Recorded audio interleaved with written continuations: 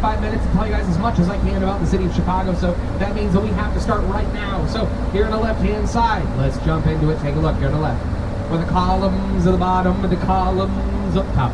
It is the London Guarantee and Accident Building, designed in 1923 by architect Alfred L. Schuler, and it's 23 stories tall, designed in the French Beaux-Arts style, defined by a decorative base, stack of floors, and a decorative top. Behind said decorative top is a rooftop bar for the now London House Hotel. That provides an outstanding view of the downtown Chicago area. But if you guys see the top, see the temple up there? So when you have an ornate temple as a centerpiece at the top of the building like that, it's called a belvedere, and you could rent out the belvedere for a bunch of stuff. So for example, you could do like a big fancy dinner party, upwards of 50 people as part of the hotel. You could also do weddings up there, which I've seen my fair share of over the years, which is always fun. You would also do a proposal ceremony up there that costs $3,000 to do, but you get a free bottle of wine. Wow, what a deal. Here on our right-hand side, we're right here at the base of the second tallest building in the city of Chicago and the 7th tallest building in the United States. Of course, I'm talking about the Trump International Hotel and Tower, Chicago. Designed in 2009 by principal architect Adrian Smith, who, by the way, was born and raised in Chicago's West Side, and is also today world famous for designing the tallest building in the world right now, the Burj Khalifa in Dubai. It's the same dude, and he's from Chicago. Trump Tower, second tallest in the city, 1,389 feet. That is 415 meters for any and all international guests. Here on the right-hand side, this black box building over here is the AMA Center, formerly the IBM Center, designed by the great German architect Ludwig Mies van der Rohe in 1967. Floors 2 to 12 today are the British Langham Hotel, and the rest of it is all office space.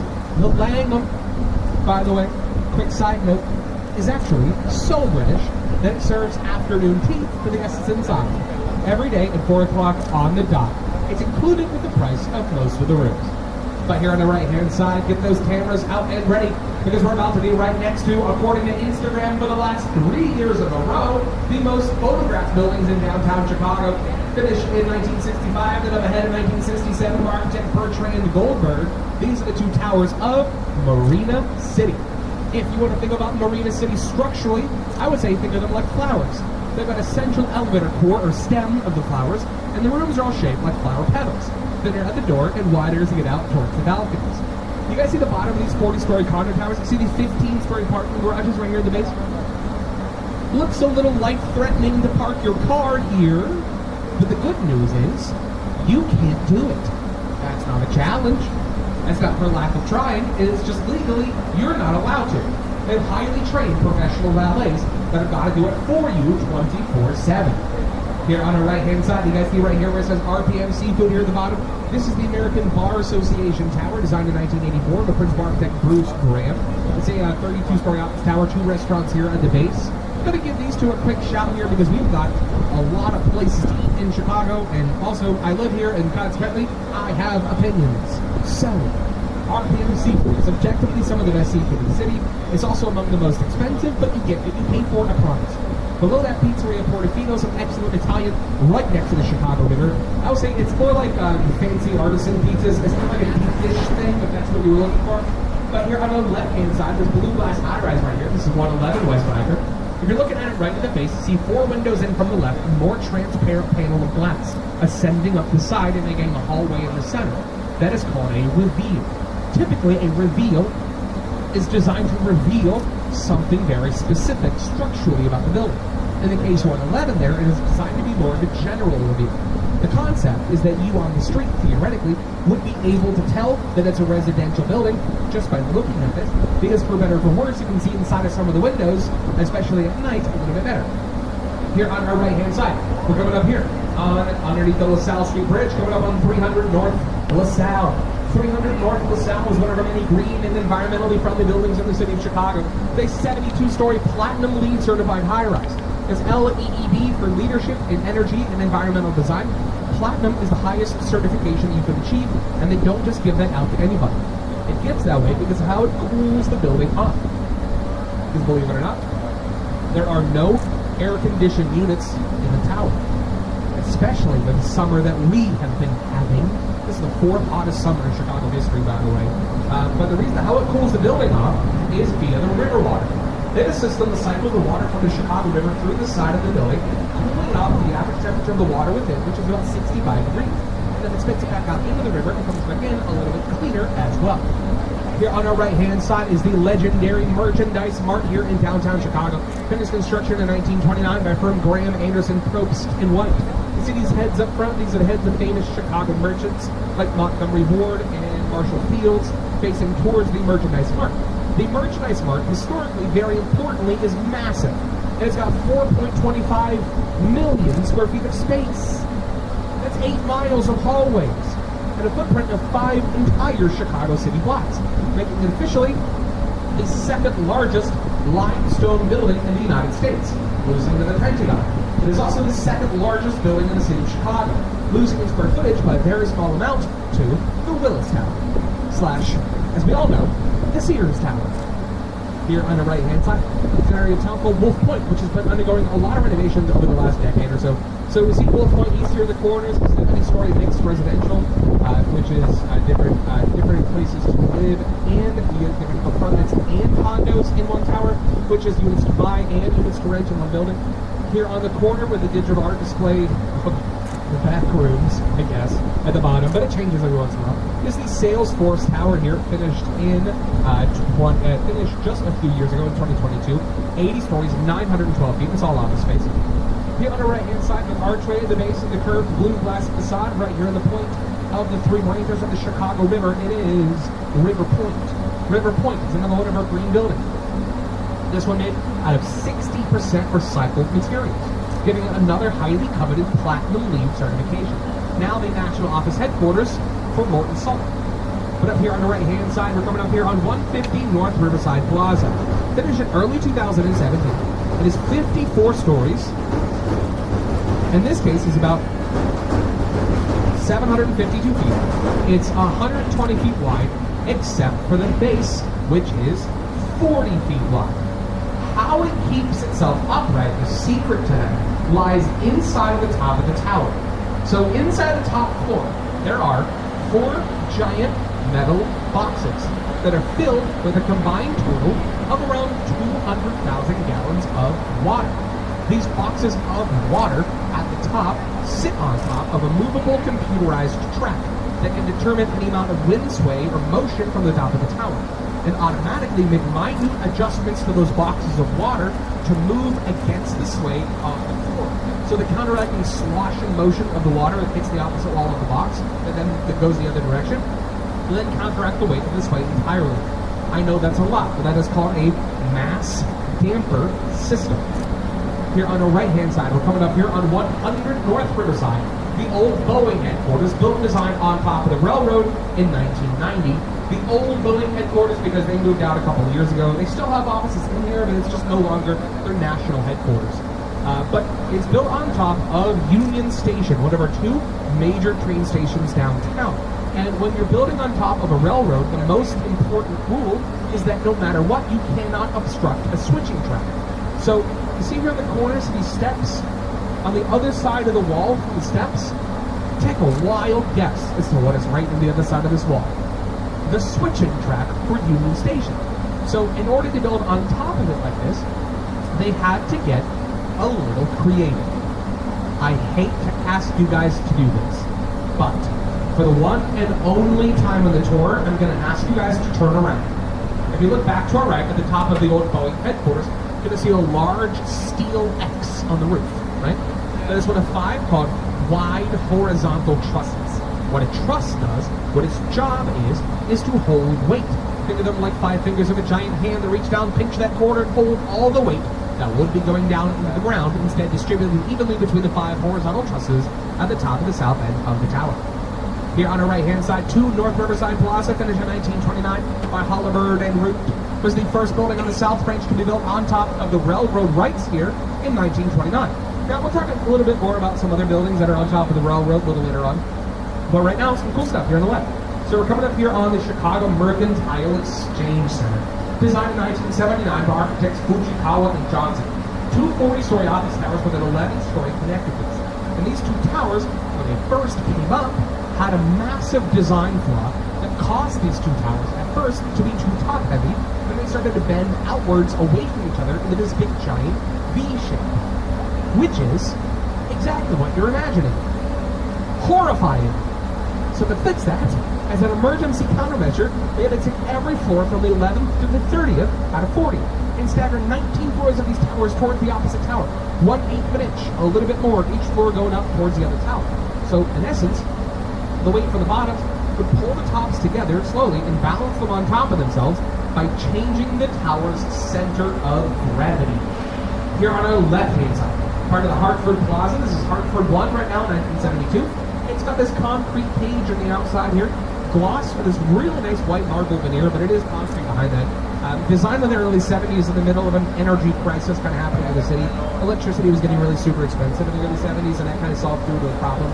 But number one, providing some extra shade in the summertime, and number two, it just kind of generally made it easier to clean the windows because you didn't have to hang like expensive electrical cleaning equipment on the outside of the building. You just needed one very, very brave volunteer to tether themselves to the cage and walk around it to clean it off by hand. Today, however, we clean it off like any other building downtown. But here on the left-hand side, we're going up here on 200 South Blackard, designed in 1986 by architect Harry Weiss. Harry Weiss was an avid sailor, and he liked to put a lot of nautical themes into his work. So the base of this one is designed to look like the deck of a cruise ship, and the building itself is two isosceles triangles, or sails, meeting at a hypotenuse, meaning back to back. But as we get ourselves turned around here on the south branch, I want everybody to look right up here at me. And they're right up here behind me, because we're about to be right here at the base of the tallest building in the city of Chicago, the tallest building in the world until 1998, coming into view right now at 1,453 feet, 442 meters. It is the iconic, the historic W-I-L-L-I-S, pronounced Sears Tower. Finished in 1974 as the Sears Tower, again 1,453 feet, 442 meters. It is designed in what's called a tubular bundle construction pattern, which means it is not one building, it is 9 of them. It is 9 75-foot wide tubes, or from our perspective, boxes bundled together in different visibly marked locations to allow for the maximum amount of durability and support. A lot of people do ask, they say, hey, Alex, that's all cool. Also, why the name change? Why is it no longer the Sears Tower? Why is it called the Willis Tower? The answer to that, unfortunately, is money. So, the Sears company, then Sears and Roebuck, the catalog company, they had a lot of the upper floors of the building until he moved out in 1996, trying to save some money, left those upper floors vacant until 2009. In walks the Willis Insurance Group from Great Britain, and they said, hey, we noticed you have got a whole bunch of empty, expensive floors that nobody has been inside of since the 90s. Well, we would like to buy 3 of those floors today, right now, but not without the naming rights for the tower thrown into this deal for free, or else we walk today, right now. And to make a very long and complicated story very short, turns out they were not bluffing, and we had our backs against the wall. And besides, we kind of wanted to have somebody in those floors eventually anyway, so we said, okay, and now it's the Willis Tower, and will be until 2029, which is coming up. So they've only got a couple of years left. So their naming rights are going to stop in 2029. So they got the naming rights as like a sort of like a 20-year test run. But in 2029, those naming rights will stop and go back up for bid. So there'll be sort of like a bidding war near the end of the decade to turn the tower into a different name. But my job here is to tell you guys the truth. And the truth is, what I just said there doesn't matter at all. Because anybody who lives within 200 miles of Chicago, Illinois, I assure you, is going to call that tower the Sears Tower. And we will, out of spite, until all of us are dead. Also, by the way, not for nothing, the Pope calls it Sears, so I think I'm going to listen to him. Here on our left-hand side, I want to point out real quick here, so we're seeing Union Station right here. I want to point out our other train station, which is called Ogilvy, which is a few blocks behind it. Because inside of Ogilvy is one of my favorite brunchy spots in the city. It's called the Chicago French Market. It's like an indoor international food court with food stands from around the world. They have live music a lot of the time, wide open space, lots of seating, fresh produce. A really cool place to check out. It's the Chicago French Market. It's not all French food. They have French food. It's crepes. They're awesome. But it's just a bunch of different stuff. So never the word, check it out. Lots of different tastes for different folks. Then here on our right-hand side, we're coming up here on the Chicago Civic Opera Building. A beautiful building on the inside and out front and back. 2 styles of architecture on one building. On the back, we have this Art Deco. Strong vertical lines. Geometric ornamentation. Setbacks. Limestone. We see these hand-carved feeder mast motifs on the corners and under the windowsills. Also see in the back, it spells it out for us. It says Civic Opera the Building. Thing is, the V's and U's on the font that they choose are interchangeable, so it of course does say Civic Opera Building. And you'll see that a lot, some of the older Art Deco neoclassic buildings downtown. Speaking of which, on the other side of it is this beautiful French neoclassic facade, a nod to classic French operettas with this beautiful 2-story French colonnade. You guys can walk right through. Here on our right-hand side, the new Bank of America Tower. Finished in late 2020, it's relatively new down here. 53 stories, 705 feet. Take a look at the base. The base of the tower is designed in the same general size and shape of the building it replaced, called 110 North Wacker Drive, which was a little 6-story office building down here. Not really that much to write home about. A little ugly, to be honest. But when they demolished it to make room for the new one, they designed the base the same sort of size and shape, just to pay homage to the land before. But here on our right-hand side, we are coming out here on a very important piece of land here in the city. And I say that with all sincerity, really. Not a lot of Chicagoans really know the important little piece of our own backyard here on the South Branch of the river. It's not the Starbucks. We have plenty of those. But looking at these 2 red brick buildings on the corner. So it's the one in the middle in 1906, and the larger one in the corner in 1922. Both of these buildings kind of Frankenstein together into what is the Great Lakes Building. The Great Lakes Building is not anywhere as important as the land that it sits on, because it was right here in this spot in 1860 that a temporary building called the Wigwam. Inside said Wigwam, we held the 1860 National Republican Convention, which is where we nominated Abraham Lincoln to run for the 16th President of the United States, right over there. Now, we are heading back down the main branch of the Chicago River here. We are making our way downtown, walking fast, faces fast, and we are homebound. Here on the right-hand side, we're going to see 333 West Wacker Drive. Architects here, Cone, Pedersen, Fox, and here is 1983. The curve of the green glass here represents what we call contextualism in architecture. Contextualism is whenever the shape of the building is inspired by or is in context with the shape of the land around it. In this case, the Chicago River. Its next door neighbor up here on the right-hand side is 225 West Wacker Drive. Also, Cone, Pedersen, Fox. A little later, though, in 1989. There's a lot of bridge themes happening here. So you see, up at the top, the whole roof of the building is designed in the shape of one giant bridge with 2 raised end pieces and a lower dip in the center. There's also, you see these bolted steel plates between the windows, looking very similar to the same bolted Pittsburgh steel of these bridges that we've been passing underneath. So all these bridge themes put into place because it is built between a couple of bridges. And as you might have noticed, we've got more than a couple of bridges in Chicago. In total, we have 53 objects that are defined as a bridge. Of them, 38 are openable operational drawbridges. 38 openable operational drawbridges is the most in the country. Second in the entire world, losing only to Amsterdam. And losing by a long shot, I might add. But we still open up these bridges around May and November, Wednesday and Saturday mornings for the beginning and end of our recreational boating season. I'm going to throw a statistic at you here real quick, which is going to sound insane, but I promise I've lived through this. Since 2016, recreational boating on the Chicago River has seen an uptick of 300%, tripling the amount of boats in the Chicago River since 2016. Sometimes on the weekend, that is pretty crazy down here. But we opened up these bridges, what is called a bascule trunnion drawbridge system, which is just a fancy word for counterweight. 8-ton counterweights cranked up by 108 horsepower motors that allows them to crank up both sides simultaneously or one side individually, and it just kind of depends on the need for it. Here on the left-hand side, we're coming up here on the Reed Murdoch Center, here finished in 1914 by George Nimitz. If we were giving tours here in 1914, this would be a very boring tour because every building on the main branch would look like this one. The Reed Murdoch Center is an old warehouse building. Not a warehouse inside, it's offices and restaurants, and actually some storage space too, but it's not a warehouse, very importantly. But it is the last remaining warehouse building on the main branch of the Chicago River. There used to be about 50 of these lining both sides of the main branch all the way up and all the way down, and that is the last man standing. Here on the right-hand side, we're coming up here, 77 West Wacker Drive. Architect Ricardo Bofill wanted to mix Greek and Roman into one. You'll see Greek up at the top, with a temple up at the top there, modeled after the Parthenon, and then Roman at the base, with the columns and archways for the windows.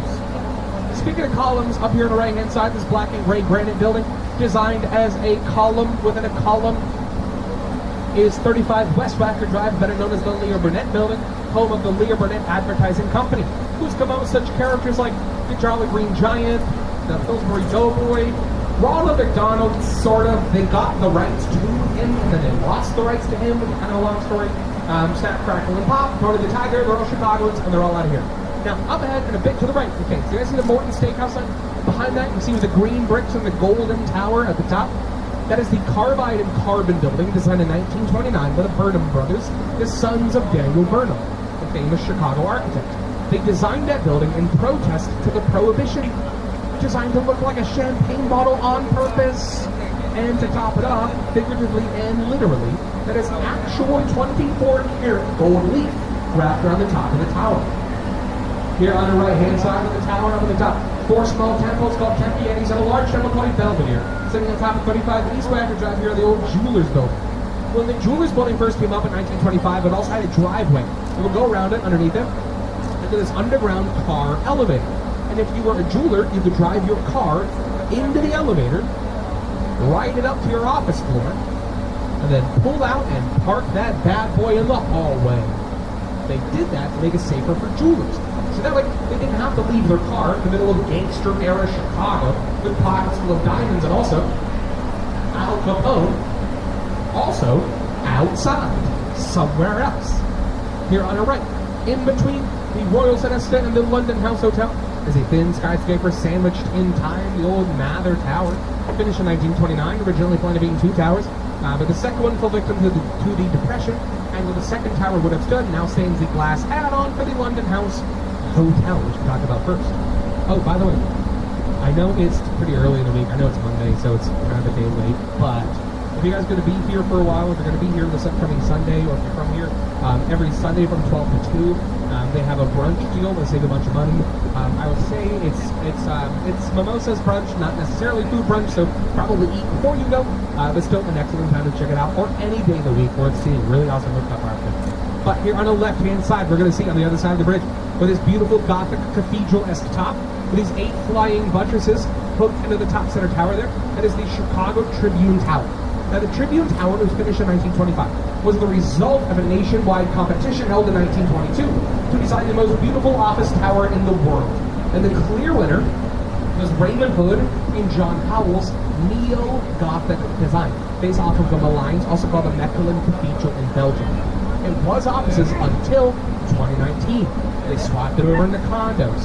Those units inside now ranging wildly in price.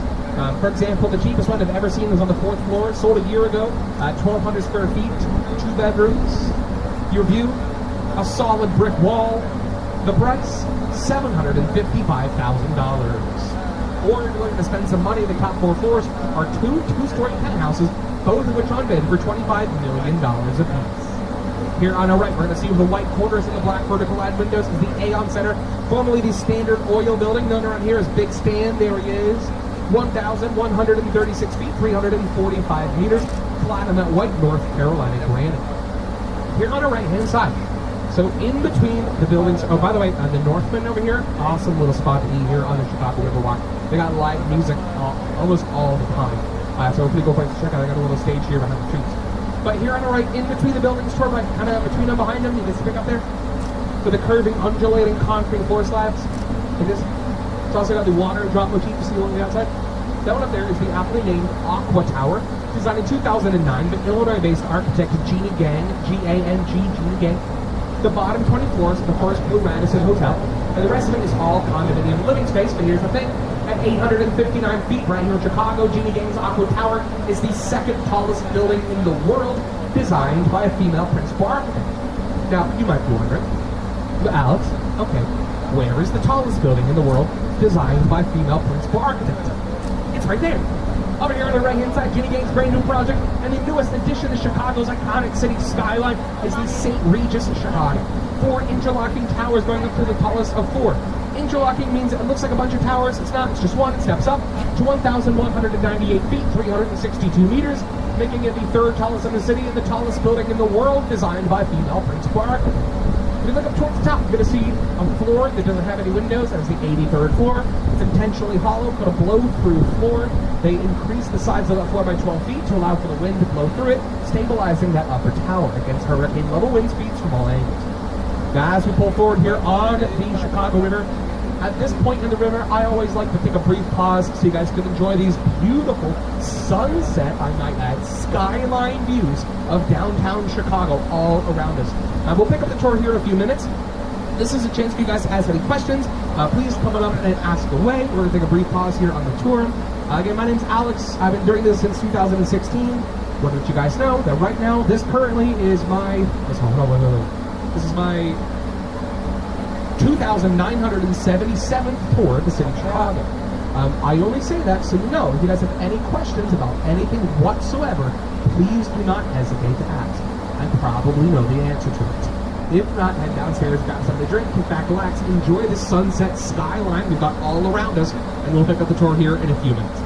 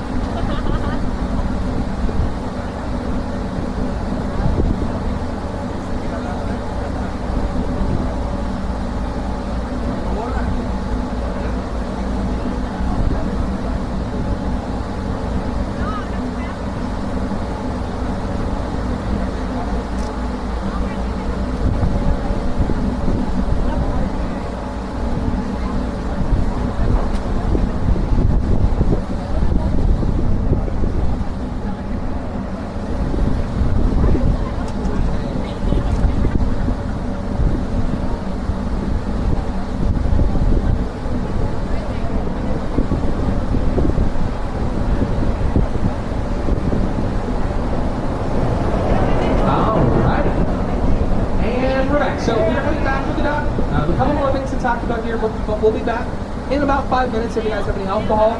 You cannot take it off the boat. You gotta finish it before you get off. Here on our right-hand side, we're gonna see with the dark red bricks, teal glass, and limestone trail. This is Riverview. So I have Riverview 1 in 2001, Riverview 2 in 2004. When these first came up here in the early 2000s, these were some of the most expensive places to live along the Chicago River, with some discrepancies here and there. The trend continues to this day. For example, the penthouse condo on top of the East Tower, the top two floors facing the lake, those two floors sold in 2017 for $13.5 million, was vacated in 2021, is now for sale again for the same price as last year for $19.8 million. Which sounds like a lot of money, and it is, but that price is ridiculous. Because you get your own half-court basketball court with your own custom insignia on the floor, an indoor-outdoor swimming pool, a king-size 25-person outdoor lake-facing jacuzzi, and a 4-bedroom condo all facing out towards the lake with unobstructed sunrise views of Lake Michigan. Here on the right-hand side is the Centennial Fountain. You guys see up front this pyramid with a hole in the middle? So out of this pyramid up front here, at the top of every hour on the hour for 5 minutes, that will shoot out a 90-foot arc of water that shoots over the Chicago River, which is to celebrate 100 years of clean water in the city of Chicago. Fun story about the fountain, though. The guy who designed it, Dirk Lohan, he designed that fountain to last for 5 minutes and to be so wide with us in mind, with architectural tour boats in mind. This man really thought that we were going to drive you guys through that stream as it happened, and you could look up at it and be like, ooh, ah, look at the water. Good job, Chicago. Which would have been great had it not been for, I don't know, gravity. Because all it does is make a giant, very painful, 90-foot wide rain curtain across the Chicago River. Here on our right-hand side is the Sheraton Hotel and Towers, designed in 1992. You see, the green color of these windows is a very common theme that we've seen everywhere all over the city. It's designed to mimic the color of the Chicago River. The reason our river on the main branch is this unique teal green is because of 3 things. Because of a clay bottom, algae that collects and reflects off of said clay bottom, and then also a large influx of naturally bluer glacial lake water flowing out from Lake Michigan, all the things combined to make this unique teal green that it is today. Here on the right-hand side, up ahead, we're going to see the yellow onion dome at the top. That is the Hotel Intercontinental in 1925.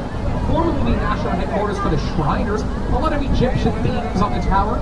We've got a Neo-Egyptian dome. They've also got pharaoh sculptures and hieroglyphs carved in the building itself. Here on the right, with a white concrete building with the green glass window panels, is the University of Chicago's downtown campus, their Bleacher Center. Designed in 1993, there are 27 classrooms inside here. That's actually extremely relevant because the building is designed around the classrooms, with the classrooms in mind. So, for example, the west side of the building is designed physically for the west side classrooms, so that they're all angled out towards the river and they do not obstruct the view of the classroom behind them. However, to this day, it remains very hard to see the river without any windows. The architect, Dirk Lohan, took the windows off of that side only at the last minute on purpose, saying that students shouldn't be paying attention to the river anyway. They should instead try paying attention in class. Which, I mean, yeah, yes, but also, boo, that's kind of a giant bummer. However, the University of Chicago has pushed out like 90 Nobel Prize winners so far, most of which in economics, so we're doing something right, I guess, windows or not. But here on the right-hand side of the building, we took off from the historic Wrigley Building. The Wrigley Building designed in 2 parts. The first part in 1919 with a clock tower up at the top, modeled after the Giralda Tower in Spain, and the other tower just north of it in 1921. It's got 6 shades of white glazed terracotta going up to the lightest of 6 at the top. Terracotta is a very dense, thick, fireproof material, which makes a lot of sense, considering that the Wrigley Building was the first building built north of the Chicago River after the Great Chicago Fire of 1871. But that, my friends, is a story for a different day. Because we're pulling up here into our dock. A quick couple of announcements, and then we've got to let you guys go. So number 1, if you have any alcohol, please finish that. You cannot take it off the boat. It's still illegal in the state of Illinois to have open alcohol on the street, so you got to finish it. Secondly, please be cautious when we dock, especially for our younger riders, but for everybody. I highly suggest that we either remain seated or if you're already standing, please keep one hand for the boat, hold on to something or someone as we come to complete stop. The reason is we might lightly kiss up against the dock wall once or twice. You are not in any danger. I just want to let you know so that it doesn't take you by surprise. So please be cautious as we dock. And then lastly, I would like to be the first person off the boat. That way I can see everyone safely off to the bottom of the ramp. And it's also down there, I'll be able to answer any and all last minute burning questions you guys might have. If you guys want any more recommendations on stuff to do, or just for me to say thank you and goodbye to you guys, that's Rowdy. On behalf of myself, the captain, the crew, and the entire Wendella family, thanks for coming out tonight. Thanks for choosing Wendella, and enjoy this beautiful evening in the city of Chicago. You guys have a great night. Thank you.